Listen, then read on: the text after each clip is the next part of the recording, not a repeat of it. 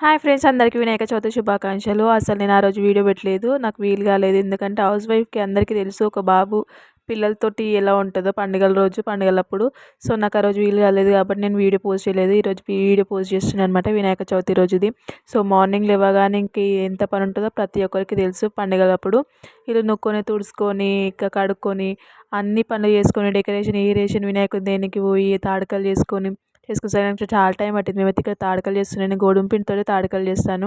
తాడకలు చేసి ఇవైతే ఒక 1 అవర్ అయితే గాలికైతే ఇట్లా పెట్టి ఇంకా పెట్టేసినాక అంతలోపు పూజ చేసేసుకున్నాం మేము.